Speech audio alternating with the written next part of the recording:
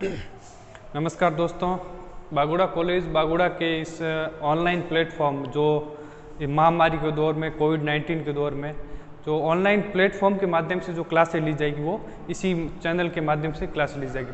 तो दोस्तों जो बागुड़ा कॉलेज बागुड़ा के ऑनलाइन प्लेटफॉर्म है इसमें जो वीडियो लेक्चर है ये बीए फर्स्ट ईयर या सेकेंड ईयर थर्ड ईयर जितनी भी उनकी क्लासें इतिहास विषय की मैं क्लासें लूँगा।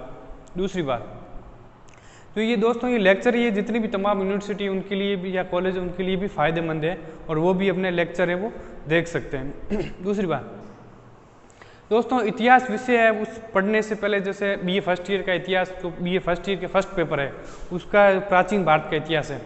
उस प्राचीन भारत के इतिहास पढ़ने से पहले हम कुछ इतिहास के सैद्धांतिक पहलू से रूबरू होने की कोशिश करेंगे कि इतिहास है क्या, इतिहास का अर्थ क्या है, इतिहास की परिभाषा क्या है, इतिहास की वर्तमान की जैसे रोबोटिक्स दौर है, नैनोटिक्स, बायोटिक्स और साइंस एंड टेक्नोलॉजी इतनी विकसित हो गई है। तो इस दौर के अंदर मुर्दे जो गड़े हुए मुर्दों को खोजना या उनसे क्या अकबर बीरबल की बातें करके उनसे क्या सिद्ध करना चाहता है इतिहास विषय। तो हम आज इन्हीं पे विषय पे अध्ययन करेंगे कि जो इतिहास है इसकी सार्थकता क्या है, उपयोग क्या है, उसका अर्थ क्या है, परिभाषा क्या है, वो हमारे दैनिक जीवन में या हमारे जैसे हम एक सामाजिक प्राणी होने के नाते या समाज में भारतीय संस्कृति या तो हमारी संस्कृति में वो इतिहास का या अतीत का हमारे लिए क्या महत्वपूर्ण है। तो इसी पे आज हम चर्चा करेंगे। तो चलिए करते हैं। दोस्तों इतिहास के रूप में सबसे पहले हम जो पढ़ते हैं वो है इतिहास। दोस्तों आपने जो शुरू में आप देखो 8वीं क्लास के अंदर लेके 10वीं या 12वीं या फिर आपने 11वीं क्लास के कला और वर्ग के अंदर या फिर बीए के अंदर या बीए एमए के अंदर अलग अलग रूप में इतिहास पढ़ने की कोशिश करते हैं। तो दोस्तों इतिहास का एक पूरक शब्द होता है अतीत। अतीत दो शब्द होते हैं, इतिहास एक अतीत होता है। इनको अलग अलग भाषा में अलग अलग लैंग्वेज में जैसे इंग्लिश में हिस्ट्री कहते हैं या उर्दू के अंदर तारीख कहते हैं, जैसे अलग अलग भाषाओं के अंदर इसका नाम अलग अलग है। तो दोस्तों आपने नाम सुना होगा, एक इतिहास है एक अतीत है। इन दोनों के अंदर पहले हम दोनों के अंतर देखने की कोशिश करेंगे वो किस तरह अतीत है वो हमारा इतिहास बनता है।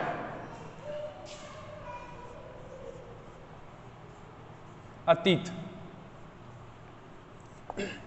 तो दोस्तों ये इतिहास का अतीत जो शब्द है वो इतिहास का पूरक शब्द है, मतलब इतिहास का समांतर शब्द है कि पूरक है मतलब सप्लीमेंट्री रूप में यूज किया जाता है।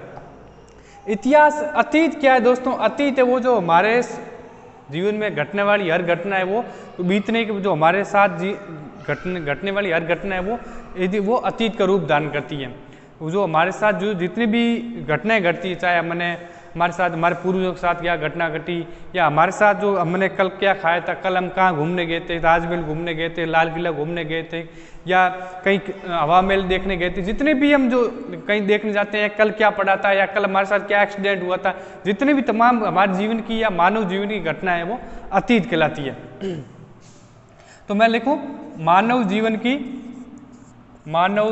की घटनाएं जो बीती हुई घटनाएं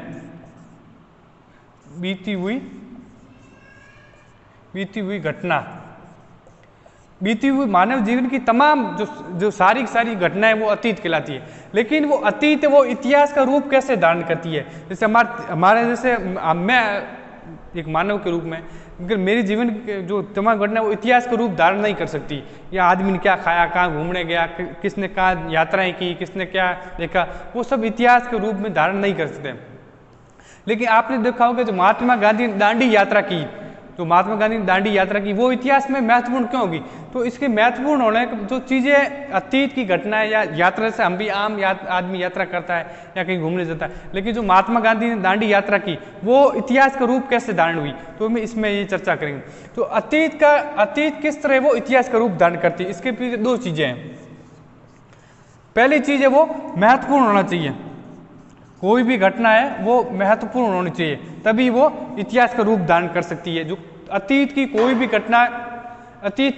घटना वो महत्वपूर्ण होगी तो वो इतिहास का रूप धारण करेगी। दूसरी बात है वो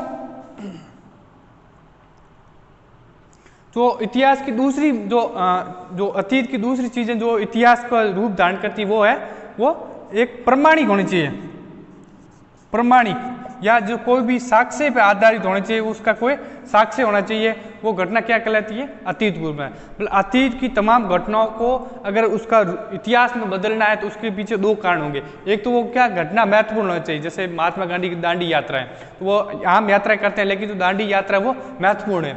एक तो घटना क्या महत्वपूर्ण होनी चाहिए मानव जीवन के लिए, दूसरी बात वो प्रमाणिक होना चाहिए। प्रमाणिक उसके पीछे कोई साक्ष्य उपलब्ध होना चाहिए। अगर जो साक्ष्य नहीं है तो घटना उपलब्ध, या वो दंत कथा हो सकती है, किंवदंती हो सकती है, या लोक कथा हो सकती है, या कहानी हो सकती है, लेकिन वो इतिहास का रूप धारण नहीं कर सकती। इतिहास का रूप तभी धारण करेगी जब वो उसका साक्ष्य है या कोई घटना का कोई स्रोत है। तो अतीत की वे घटनाएं जो हमारे मानव जीवन के लिए या मानव जीवन के लिए या मानव के लिए तो महत्वपूर्ण हो जाती है, तो मानव के लिए जो महत्वपूर्ण हो जाती है वो क्या कहलाती है? अतीत का रूप, या फिर वो प्रमाणिक हो तभी वो इतिहास का रूप धारण कर सकते। तो ये दोस्तों इसमें दो मुख्य अंतर है, अतीत और इतिहास में जो अंतर है वो इस चीज पे है। अब है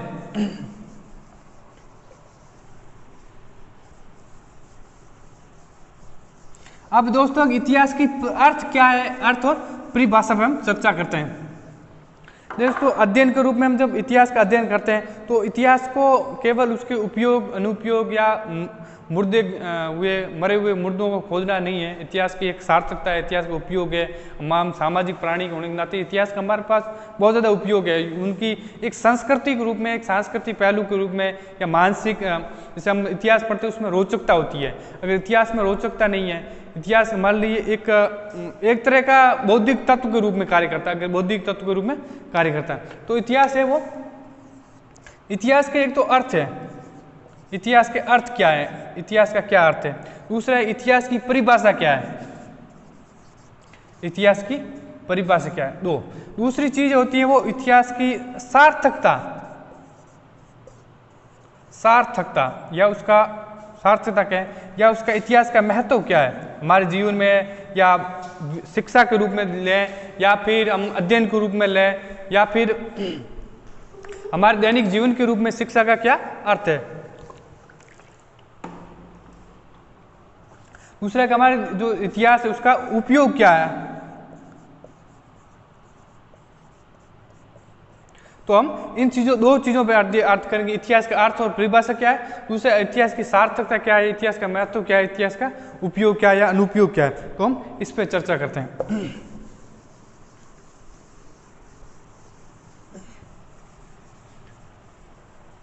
तो इतिहास का अर्थ क्या है।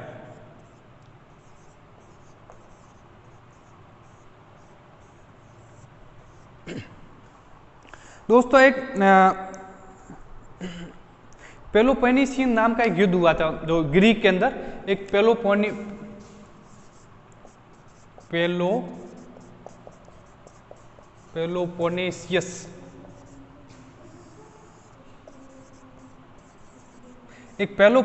नाम का एक युद्ध हुआ था 431 ईसा पूर्व से 404 ईस्वी बीसी में।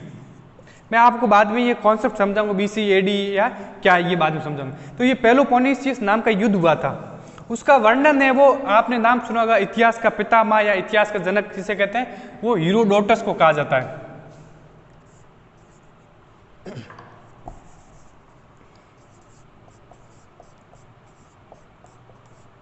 हेरोडोटस नाम का एक विद्वान थे, यूनानी विद्वान थे। इन्होंने अपनी पुस्तक एक लिखी है हिस्टोरिका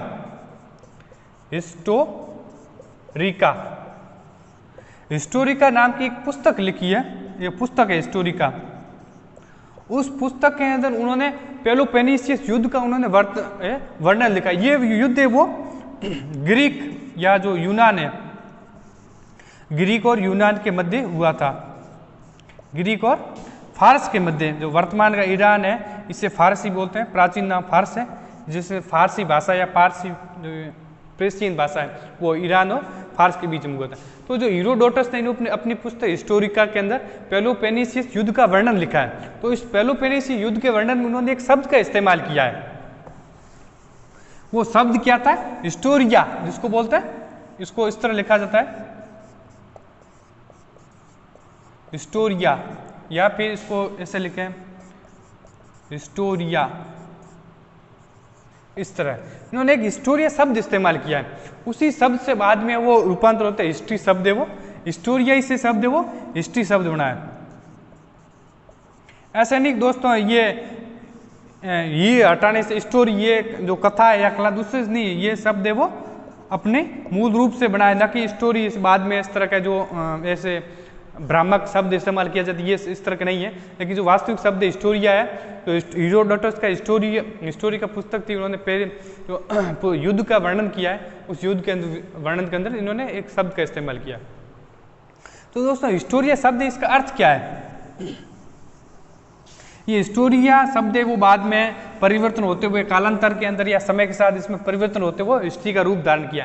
तो हिस्टोरिया है, हिस्टोरिया शब्द इसका अर्थ क्या है? तो हिस्टोरिया शब्द उन्होंने युद्ध के रूप में जो वर्णन, जो हिस्टोरिया शब्द का अर्थ लिया है वो होता है जानना। शब्द होता है जानना, या होता है ज्ञात करना, या खोजना, या अन्वेषण करना, अन्वेषण करना, या कहीं कहीं इसका उपयोग वो अनुसंधान करना भी होता है।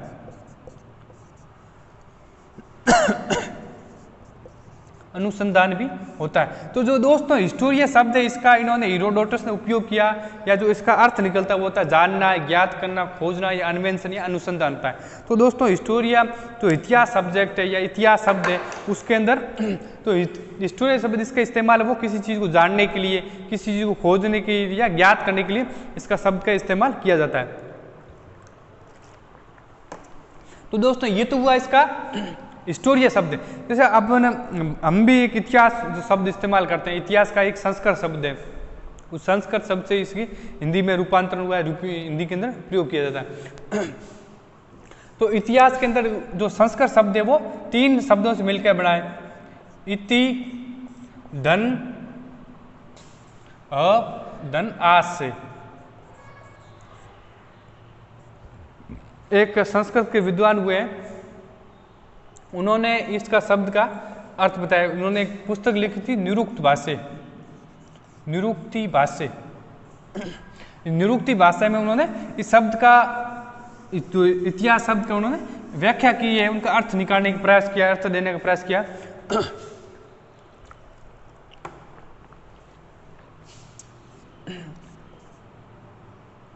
एक विद्वान हुए आचार्य दुर्ग, आचार्य दुर्ग, आचार्य दुर्ग ने एक पुस्तक लिखी है निरुक्त भाष्य, निरुक्ति भाष्य। इस निरुक्ति भाष्य में वो इतिहास शब्द की व्याख्या करते हैं। उन्होंने इतिहास शब्द की व्याख्या करते हैं, उन्होंने इसका इतिहास व्याख्या करते हुए लिखा है कि इतिहास की व्याख्या वो निश्चित रूप से ऐसा ही हुआ। मतलब इतिहास को उन्होंने, इतिहास शब्द इस्तेमाल है, उन्होंने क्या है कि इतिहास जो शब्द है इसका मतलब होता है निश्चित रूप से हुआ। मतलब कोई किसी घटना को वस्तुनिष्ठ तरीके से या प्रमाणिक तरीके से या सही रूप से बताने के लिए, किसी घटना को, किसी जो आर्थिक, सामाजिक, राजनीतिक परिवर्तन हुए उसको दिखाने के लिए इतिहास शब्द का इस्तेमाल किया, और इसका मतलब होता है निश्चित रूप से ऐसा ही हुआ। तो दोस्तों तो हम एक हिस्टोरिया यूनानी शब्द का इस्तेमाल, जो ग्रीक भाषा का शब्द है हिस्टोरिया, उसका देखें तो हमें अलग अलग ऐसे लगता है, दो अलग अलग चीज़। ये एक किसी घटना को पूरा बता रहा है, और जो हिस्टोरिया शब्द है वो क्या, किसी चीज़ को खोजने के लिए, किसी जानने के लिए वो दे। तो इसमें थोड़ा हमें विरोधाभास देखने को मिलता है। तो ये इसका एक अर्थ, जो हिस्टोरिया या इतिहास शब्द, इसकी अर्थ देखने का प्रयास किया। अब दोस्तों है कि इतिहास की परिभाषित कैसे करें। इतिहास शब्द है वो अलग अलग क्षेत्र में, अलग अलग काल के अंदर, अलग अलग भाषा के अंदर उसका अलग अलग अर्थ निकालने की कोशिश किया गया है। तो दोस्तों इतिहास की परिभाषित हम कैसे करें, इतिहास सब्जेक्ट है उसको किस तरह परिभाषित करें। तो परिभाषित करने के दौरान अलग अलग विद्वानों ने अपनी समझ के, उन्होंने अपनी विद्वता के अनुसार इसको अलग अलग परिभाषित किया है। परिभाषा। इतिहास की परिभाषा क्या होती है? अलग अलग दोस्तों, अलग अलग लोगों ने कहा है कि इतिहास है वो समसामयिक इतिहास है, किसी ने कहा है कि विचारधाराओं का इतिहास है। जैसे राधा कृष्ण है, तो उन्होंने कहा कि इतिहास है वो राष्ट्र का संस्मरण है या स्मरण है। अलग अलग लोगों ने इतिहास को अलग अलग व्याख्या की, लेकिन जो प्रमाणिक जो परिभाषा या जो हम एक कुछ शब्दों के अंदर पिरो सकें, वो एक इतिहास के प्रसिद्ध विद्वान हुए हैं E.H. कार। E.H.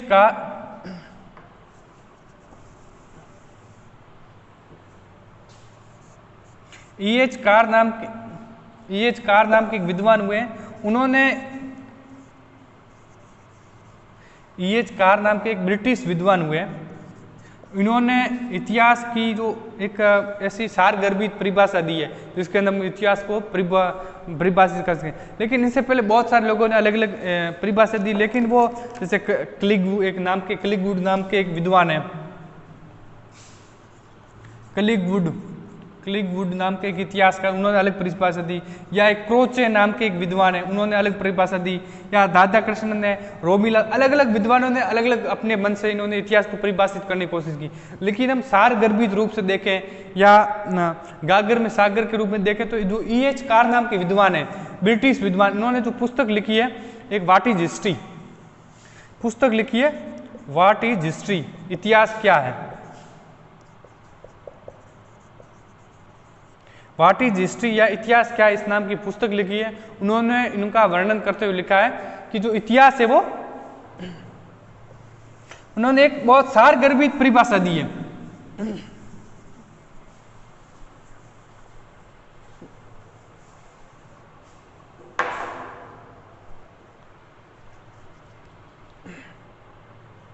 उन्होंने परिभाषा दी है तो इतिहास है, इतिहास सब्जेक्ट है या इतिहास है, ये क्या कहते हैं, अतीत और वर्तमान,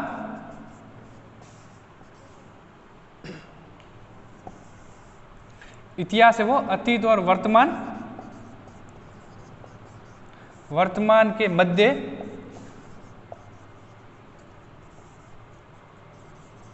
अनवरत संवाद है। उन्होंने कहा है कि जो इतिहास है वो अतीत और वर्तमान के मध्य अनवरत संवाद है।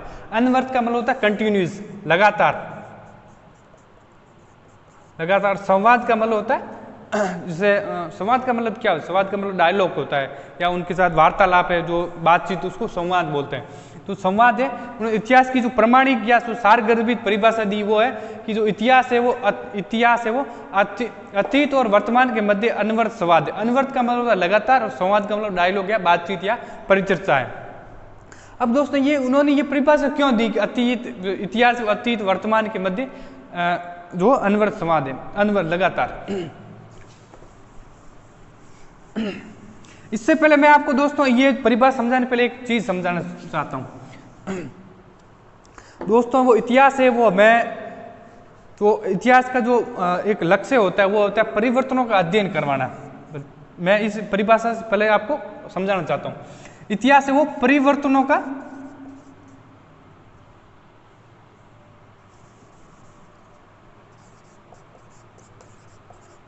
इतिहास की एक जो मूल उद्देश्य होता है वो होता है परिवर्तनों को बोध कराना या परिवर्तनों को समझाना होता है। अब दोस्तों परिवर्तन क्या होते हैं? परिवर्तन हो सकते हैं राजनीतिक परिवर्तन, सामाजिक परिवर्तन, आर्थिक परिवर्तन,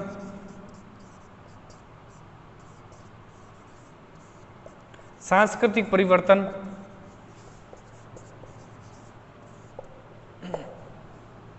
तो समाज के अंदर या जो मानव जाति के साथ या मानव प्राणी के साथ जो परिवर्तन आते हैं, राजनीतिक परिवर्तन है, सामाजिक परिवर्तन है, आर्थिक परिवर्तन है, सांस्कृतिक परिवर्तन है। और राजनीतिक परिवर्तन जैसे भूविस्तार लिख दिया, भूविस्तार है, या फिर प्रशासन है किसी भी राजा का, किसी भी वर्तमान से लेके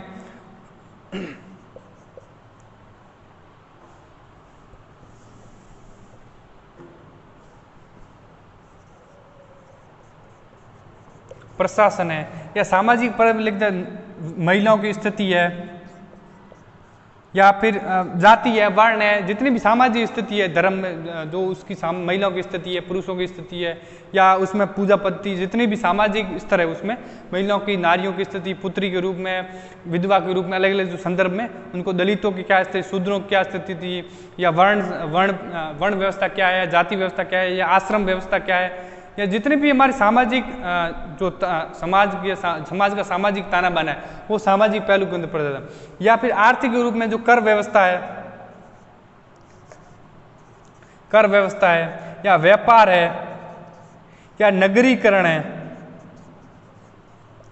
या फिर शिल्प है, इस तरह की तमाम चीजें वो आती है, वो आर्थिक पहलू के अंदर। हम बाद में जब लगातार अध्ययन करेंगे तो हम इसी चीज का अध्ययन करेंगे। और सांस्कृतिक पहलू के अंदर दर्शन है या धर्म है या फिर कला है, इन इतिहास के अंदर ये जो इतिहास है वो, इतिहास का मेन उद्देश्य होता है या जो लक्ष्य होता है वो होता है परिवर्तनों का बोध कराना या परिवर्तनों को समझाना है, या जो परिवर्तन है उनको रेखांकित करना या सांकेतिक रूप से या संकेत की तरह समझाना।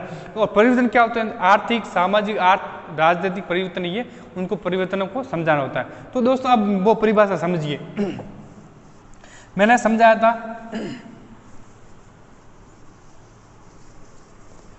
जो E.H. कार है उन्होंने जो परिभाषा दी है,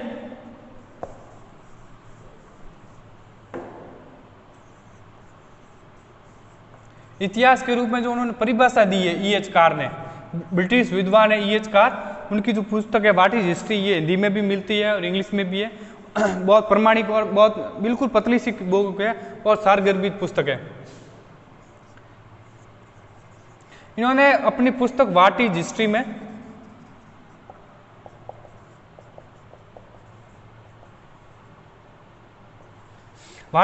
इन्होंने अतीत की जो इतिहास की परिभाषा देते हुए लिखा है कि जो इतिहास है वो अतीत और वर्तमान के मध्य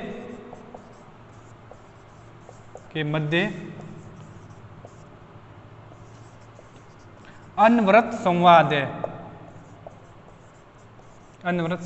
अब दोस्तों समझिए, इतिहास है वो, इतिहास क्या है? तो E.H. कार ने एक सारगर्भित रूप से परिभाषा दी कि अतीत और वर्तमान के मध्य अनवरत संवाद है। तो इतिहास का मैंने अभी आपको समझ, इतिहास का जो मुख्य लक्ष्य होता है वो परिवर्तनों को बोध करवाना होता है।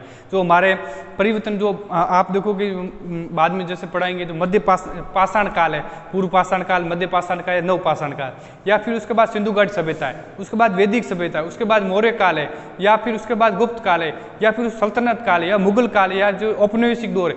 इन लगातार दौरों के अंदर या फिर उससे पहले किस तरह आर्थिक परिवर्तन आए, किस तरह राजनीतिक परिवर्तन आए, किस तरह सामाजिक परिवर्तन आए, किस तरह सांस्कृतिक परिवर्तन आए, उन परिवर्तनों का अध्ययन है वो इतिहास है, वो इतिहास बोध करना चाहता है। अब ये परिभाषा समझिए, अतीत और वर्तमान के मध्य अनवरत संवाद है। अतीत मतलब बीती हुई घटनाएं, तो बीती हुई घटनाएं हैं उनका, और वर्तमान जो हम 21वीं शताब्दी में रह रहे हैं कि मध्य अनवरत समाज, मध्य डायलॉग हम उसके साथ समाज कैसे कर सकते हैं? जैसे हम वर्तमान में रह रहे हैं तो सिंधु घाट सभ्यता के लोग अभी जिंदा तो है नहीं, या जो पाषाण काल के लोग जिंदा तो है नहीं जो उनके साथ समाज करें। तो उनके साथ जो आर्थिक स्थिति थी, उनकी सामाजिक स्थिति थी या राजनीतिक स्थिति थी, उनके साथ उनकी आर्थिक स्थिति, उनकी सामाजिक स्थिति या राजनीतिक स्थिति, उनको समझना, उनके साथ संवाद स्थापित करना, उनको समझना, उनके जो उद्देश्य थे जीवन जीने का तरीका था, या जो आर्थिक, सामाजिक, राजनीतिक परिवर्तन थे, या उनकी सामाजिक जो जीवन पद्धति थी, उनको समझना, उसको बोलते हैं वर्तमान। अतीत और वर्तमान मतलब 21वीं शताब्दी, उनके साथ जो जितने भी हमें उनसे प्रमाण प्राप्त हुए, साक्ष्य स्रोत हैं, उनके साथ जो हम समझने की कोशिश करते हैं, तो अनवरत संवाद स्थापित करते हैं। अब जिंदा आदमी तो है नहीं, लेकिन उनके साथ जो उनकी जो जैसे सिंधु घाटी सभ्यता है, तो सिंधु घाटी सभ्यता लोगों की, उनकी जो कार्य प्रणाली थी, उनके व्यापार का तरीका था, उनकी जो मोहरे बनाने का तरीका था, उनके जो शिल्प का तरीका था, या फिर जो पशुपालन का तरीका था, या पूजा पद्धति थी, या किसी भी काल के मौर्य काल के अंदर ले लो, वैदिक काल के अंदर ले लो, तो उनकी जो जीवन जीने का तरीका था, या सामाजिक जीवन था, आर्थिक जीवन था, राजनीतिक जीवन, उनके साथ उनको पढ़ना, उनको सीखना, उनके परिवर्तनों को बोध करना, ये उसको कहलाता है अतीत और वर्तमान मध्य समाज। तो जो E.H. कार ने जो सबसे प्रामाणिक परिभाषा दी है वो है इतिहास का लक्ष्य है वो परिवर्तनों को बोध करना या परिवर्तनों को समझाना। तो इस परिभाषा के माध्यम से अतीत जो जितनी भी समाज में जो घटना घटी है या मानव जाति के साथ जो घटना घटी है उनके और वर्तमान के संदर्भ में या वर्तमान की नजरिए से, वर्तमान की विचारधाराओं के माध्यम से, वर्तमान के तरीके से उनके या वर्तमान में रह के या 21 शताब्दी रहते हुए हम उसके साथ कैसे तालमेल बैठा सकते हैं, उसका कैसे अध्ययन कर सकते हैं, उसको कैसे हम विश्लेषण कर सकते हैं, किस तरह हम उन चीज़ों को सीख सकते हैं, तो उसको बोलते हैं। या किस तरह की उनकी जो मैसेजेस है या फिर जो उनके जीवन में घटना घटी वो किस तरह हमारे जीवन में उपयोग हो सकती है, उन चीज़ों को हम अध्ययन करते हैं। तो ये जो इतिहास वो क्या होता है, इतिहास हमने अर्थ समझा, उसके बाद हम परिभाषा समझ रहे हैं। तो इतिहास है वो अतीत और वर्तमान के मध्य अनवरत समाज या लगातार जो इतिहास की घटनाएं घटी और लगातार जो उनके साथ परिवर्तन आए आर्थिक, सामाजिक, राजनीतिक और विभिन्न दो काल के अंदर, कभी पाषाण काल के अंदर, कभी सिंधु घाटी सभ्यता के दौरान, कभी वैदिक सभ्यता के दौरान, कभी मौर्य काल के दौरान, जितने भी उनकी जो आर्थिक, सामाजिक, राजनीतिक उनकी जो संरचना है, ढांचा है, उसका हम अध्ययन करते हैं, उसको बोलते हैं, उसका अध्ययन का जो करते हैं उसे बोलते हैं इतिहास कहते हैं। या उसका अध्ययन जो हमारे लिए महत्वपूर्ण हो, जो प्रमाणिक हो और हमारे लिए जो हम भविष्य की राह तय कर सके, तो उसको बोलते हैं इतिहास। तो दोस्तों ये हमने इतिहास की एक अर्थ और परिभाषा समझने की कोशिश की, किस तरह वो इतिहास है मध्य संवाद स्थापित करता है, जो बीता हुआ कल है, बीती हुई जो प्रमाणिक और महत्वपूर्ण घटनाएं हैं उनके साथ कैसे हमारा संवाद स्थापित करते हैं, किस तरह हम सीख लेते हैं उनसे। तो हम जो कल अगला लेक्चर होगा उसके अंदर हम देखेंगे इतिहास की सार्थकता क्या है, ये इतिहास ये जो परिभाषा है कल और समझने में हमारी सहायता होगी कि अतीत और वर्तमान के मध्य जो संवाद होता है हम उनसे सीखते हैं। जैसे आपने देखा सिंधु घाटी सभ्यता है जो नगर नियोजन है, वर्तमान के जो जितने मॉडल टाउन, जो नए मॉडर्न जो टाउन्स बन रहे हैं, जो सिटीज़ बन रहे हैं, उनकी प्लानिंग कैसे हो रही है, तो देखेंगे सिंधु घाटी सभ्यता की प्लानिंग हो रही, उनकी जो व्यवस्था होगी वो ग्रिड प्रणाली की होगी, या फिर उनकी जो वाटर की जल निकासी की जो पानी जो ड्रेनेज सिस्टम होगा वो किस तरह का होगा, वो हम देखें सिंधु घाटी सभ्यता उनकी जो शहर के अंदर साफ सफाई कैसी होगी, उन परिवहन के साधन किस तरह होंगे, सड़कें कितनी चौड़ी होगी, तो किस तरह हम उनसे सीख लेते हैं, तो किस तरह उनके जीवन जीने का तरीका ढूंढते हैं, या आध्यात्मिक हो, सांस्कृतिक हो, राजनीतिक हो, आर्थिक हो, किस तरह हम सीख लेते हैं, उसी को इतिहास में समझने की कोशिश करेंगे। और हम कल जो अगला लेक्चर होगा उसके अंदर हम उसकी इतिहास की सार्थकता, इतिहास हमारे लिए क्यों व्यवहारिक है, क्यों हम पढ़ना चाहते हैं, ये क्यों महत्वपूर्ण है, इसका उपयोग क्या है, तो इस तरह का हम घटनाएं उनके साथ पढ़ना कोशिश करेंगे कल। इसमें जो ये दोनों ही लेक्चर आप मिला के समझोगे तो आपको इतिहास का अर्थ समझ में आएगा, इतिहास क्यों पढ़ा, या फिर कभी लोग कहते हैं इतिहास पढ़ने क्या फ़ायदा, तो हम कल इसमें और ज़्यादा लेक्चर समझने की कोशिश करेंगे कि किस तरह इतिहास को सार्थकता उपयोग है जिसका हम रोज़ पढ़ते हैं। थैंक यू, धन्यवाद।